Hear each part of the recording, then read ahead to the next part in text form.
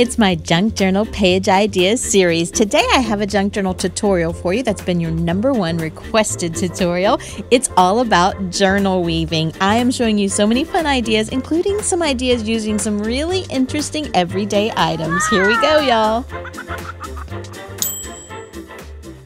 Well, hello and welcome to Pink Paper Peppermints. My name is Melissa and I'm so glad you're here. Today we are starting a series of tutorials that you have requested based on my flip through of my 2019 junk journal, and I'll link that below if you haven't seen that. Today we're doing journal weaving, which is kind of a thing that I guess I made up, but I've saw these pretty weavings on Pinterest and I really wanted to try it, so I tried my hand at it and then I thought, wouldn't it be cool if I could practice this and work on this in my journal? So I'm going to show you how I did that today. These are all the things that we're going to be using. You can really weave anything, and I would recommend that you just try it.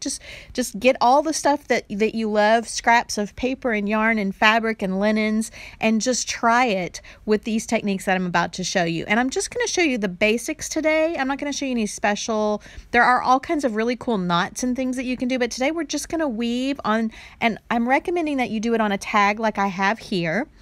You're going to need a really sharp needle or something to poke holes with, and then a dull, thick tapestry needle, and then just some yarn. I would say start off with just some yarn today when you're learning this and practicing it, because it can be a little bit tricky. And once you get the basics down, then we'll start doing fancy knots and things. If you guys are interested, I'll do some more tutorials for you. And I will say that I am by no means an expert weaver. I have been learning from these two amazing artists, Skye Carter from Skye Carter Color and Kate at the Weaving Loom. They have websites and YouTube channels and Etsy shops, and they're amazing. If you are interested in learning more about weaving, I would highly recommend that you visit their channels, and I will link them below. So I've started off by tracing a 3x5 index card on my tag, and I'm using a number 10 tag here.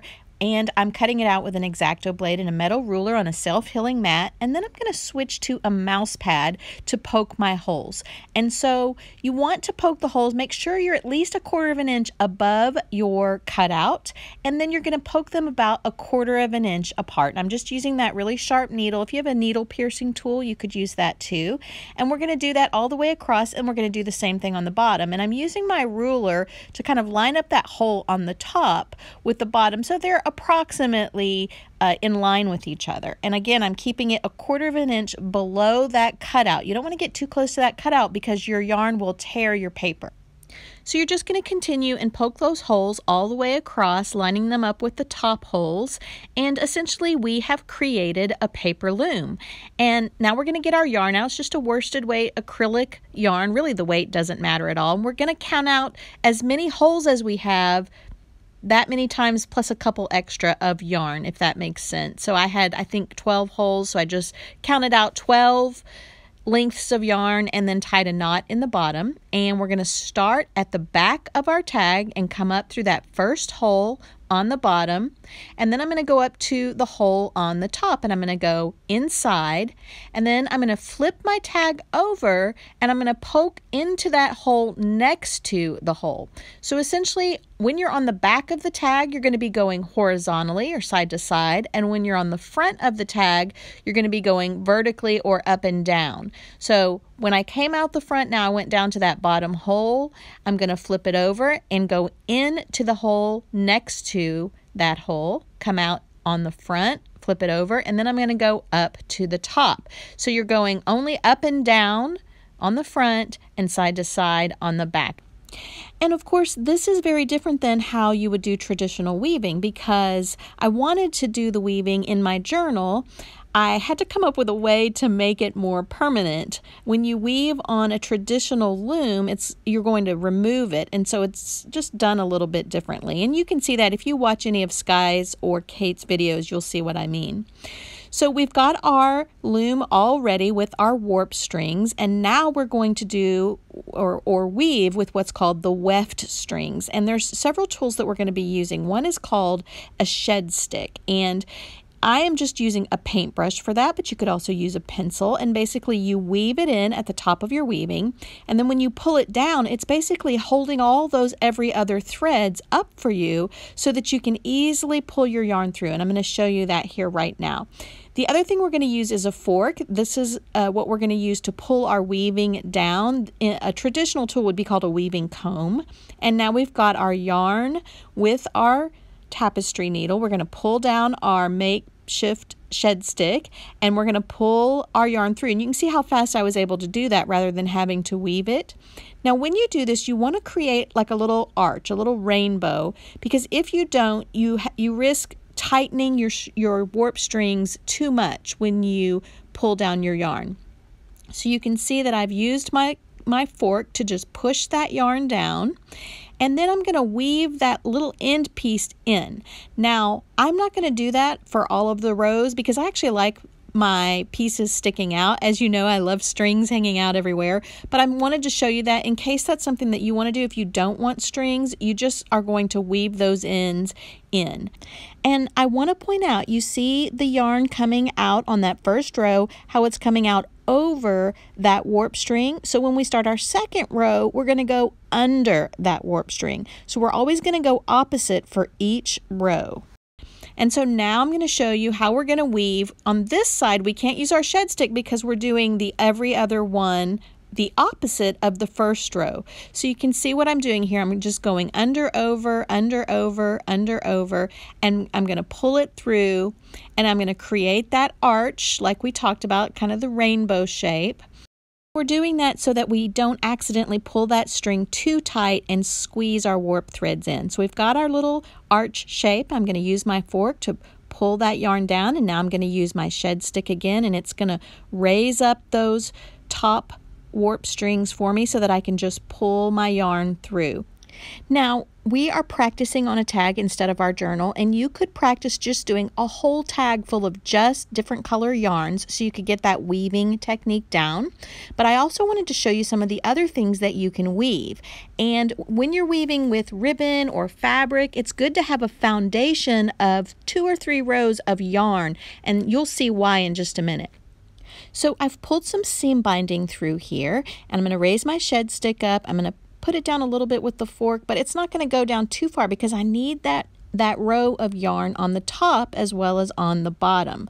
So that's what I'm doing here. I'm starting with another row of yarn, and I'm going to do a couple of rows to kind of smush my seam binding down. I know that's not probably the technical word for it, but you'll see as I'm doing this, my ribbon will start to kind of buckle, and you can smush it down as far as you want to.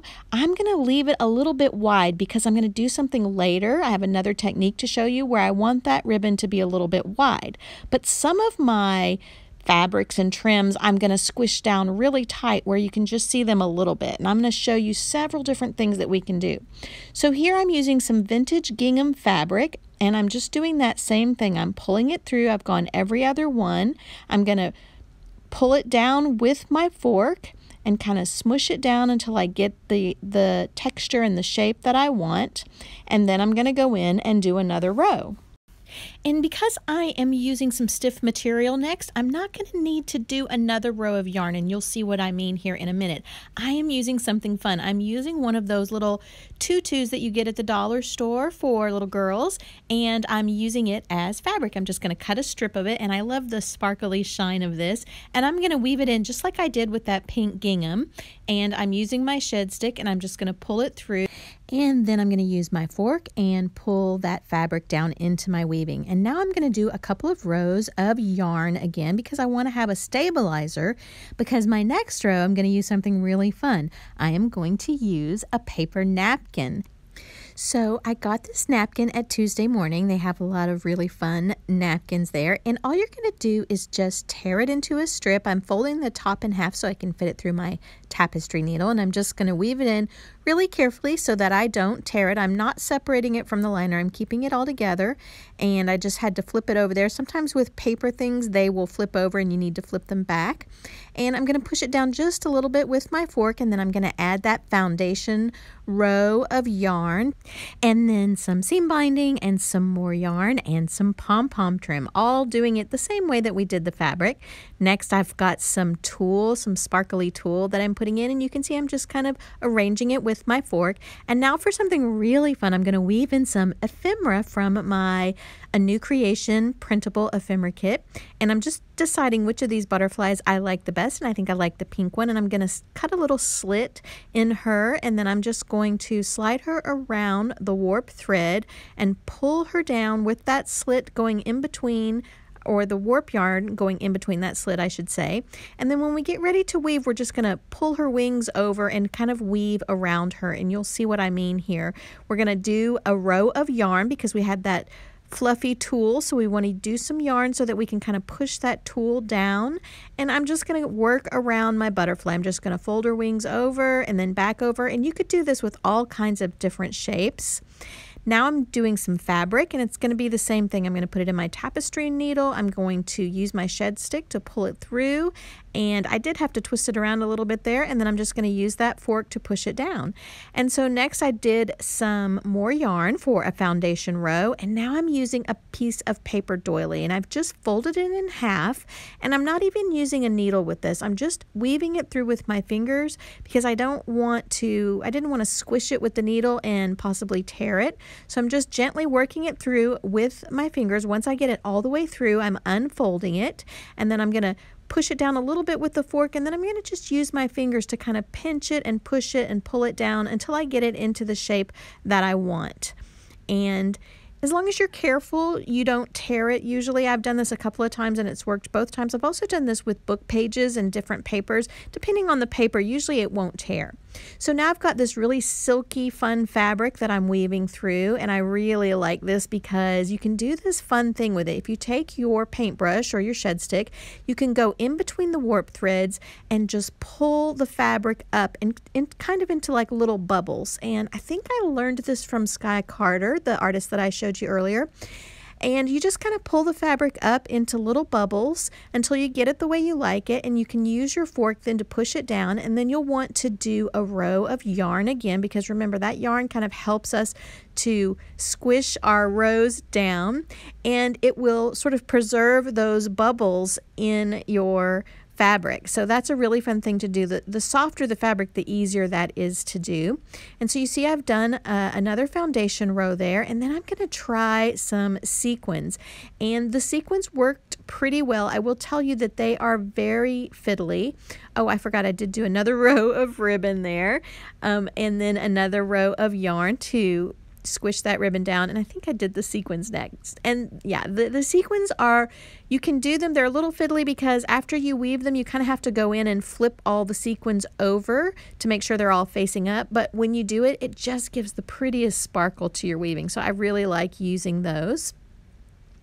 And then I'm just going to do a couple of more rows of yarn, some white yarn and some pink yarn to finish off my tag. And there is my tag. Now you remember that I left that yellow ribbon kind of wide at the bottom because I wanted to add something to it. Well, what I'm going to add is a strip of text from some word art that I sent out to my newsletter subscribers. And I'm just going to cut this bottom strip off, and I'm going to leave it kind of long on the ends in case I need that space. I'm not sure how much space I'm going to need. And I'm just going to weave it in just like I would some yarn, under, over, under, over. And because paper is stiffer, you can kind of skip some of those warp threads if you want to not cover up a specific word. But it's pretty easy to just weave those in. And so I'm weaving my phrase in, and I feel like that really gives it the perfect touch. And I really want to experiment more with weaving in different phrases and scriptures and quotes and things. I think that would be really fun. So there's our tag all finished. You could give that to someone as a gift or just tuck it in your book just like that.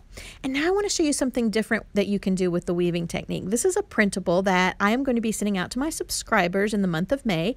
And if you're not subscribed, just pause the screen and you can see the address there that you can subscribe to my newsletter. It's free. And I will be sending that out. And I thought it would be fun to weave her skirt. And the book that I'm flipping through, I showed how to put that together in another video, and I will link that. But what I've done here, you can see that I've just taken the skirt and I traced it. I made it a little longer because I wanted it to be a nice long skirt. And I did that same technique that we did on the tag on the paper. Just up and down on the front and then side to side on the back. Now, if you don't want that there, you can cover that up with a tag or another page if you don't want those threads to show on the back. But basically, you've just created a little mini paper loom in the shape of a skirt. And one of the things I love about Traveler's Notebooks is I can just pull that page right out and hold it while I weave. And so I'm just going to weave just like we did with the tag. I'm going to use yarn, but this time I'm probably going to tuck those ends in. Not probably, I am going to tuck those ends in just like I showed you before. You just take that end and you just weave it back into the weaving, back on itself, and then use your fork to just kind of pull the yarn down and it just disappears. The tail of that yarn will just disappear into your weaving. And so I'm going to do the same thing here. I'm going to weave that end in, and then I'm going to take all kinds of pretty pink threads. I decided to keep it all pink to match her skirt, and weave that in to create a little mini skirt weaving. So you see that I'm doing that here, all kinds of different yarns. I really like the eyelash fibers too. And now I'm going to cut her legs out of that skirt since we don't need that skirt anymore, and I'm just going to use a little fabric fix to glue her legs in. I tend to use that because it's on the table, and I also like it because it dries really fast and it doesn't buckle my paper. So I've glued her legs on and I've got her skirt, and you can see that now. And the printable comes with a scripture that talks about a tapestry of love, which I thought was perfect for our weaving. And so I'm just gluing that into my book as well. And she's all finished. So I just love all that texture. So I wanted to show you this. I also did the same technique on one of my butterfly page wraps from A New Creation Printables. And I used embroidery floss instead of yarn since it's a lot smaller. And then I just wove in yarns and ribbon and even some mini vintage rickrack. And it came out super cute. So that's another way that you can use this weaving, is to just weave it in shapes. So I wanted to show you a couple of other fun tricks. This is a key tag, and I've just used embroidery floss to make a tiny little weaving on this key tag, and it kind of creates a little woven charm that you could hang from your journal. This is a piece of sequin waste. You can get this on Etsy or at the craft store. And I've just woven some yarn and some ribbon and some seam binding through it and created a little pocket for my journal.